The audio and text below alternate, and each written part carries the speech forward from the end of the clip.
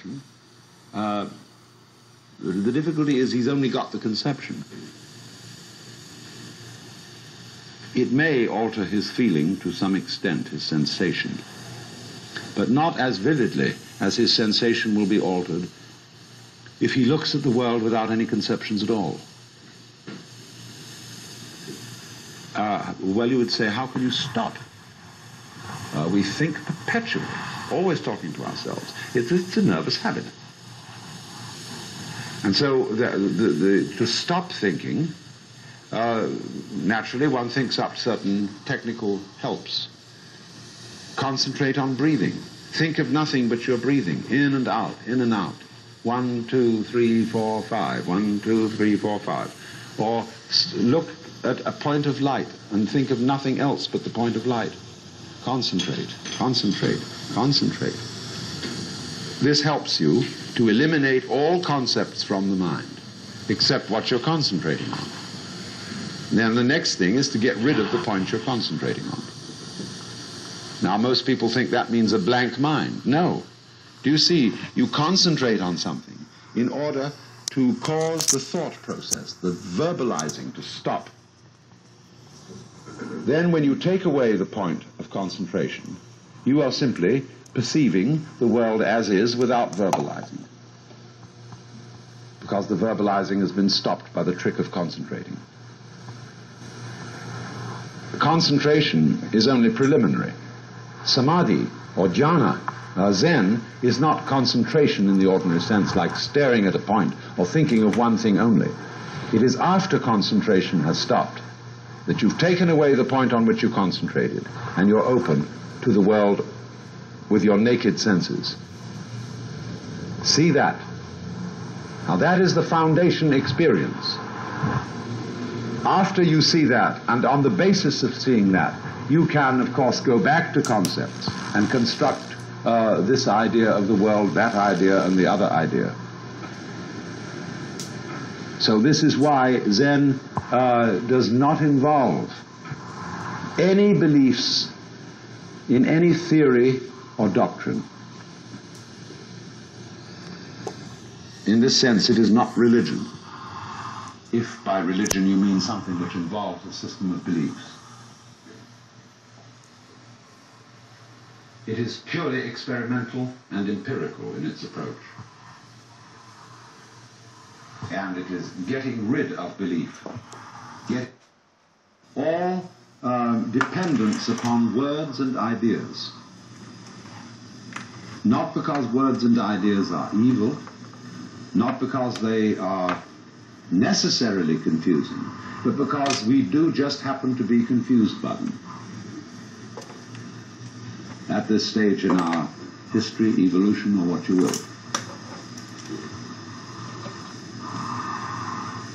So that really is the essential nature of the whole meditation process.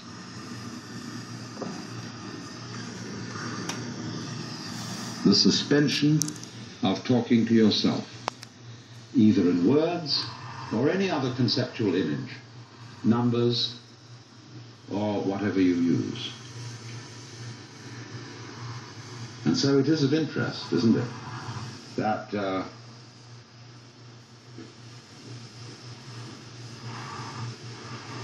words are a form of notation. A notation of life, like musical notation, is a way of writing down music so as to remember it. When we have words, they are the essential vehicles of memory. Write it down, remember it. And they give us a wonderful control. But we pay a price for that. To the extent that we are tied to our notations, say in music, that limits our musical ability. The Hindu is not tied to notes in music. He therefore values a kind of music which is a musical instrument, drum, flute, sitar, whatever, which is immediately responsive to every subtle motion of the human organism. He therefore plays things which, if we put it into our notation, we should have to get the most freaky quarter tones and funny rhythms which our notation isn't set up for.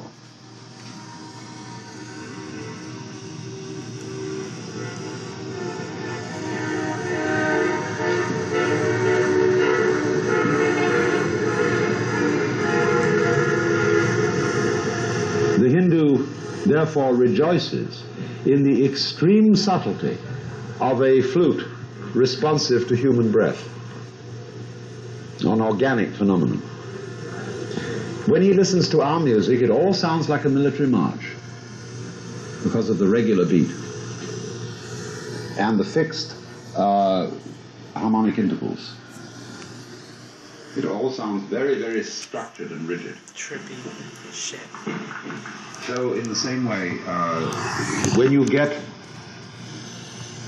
free from certain fixed concepts of the way the world is, you find it is far more subtle than you thought it was.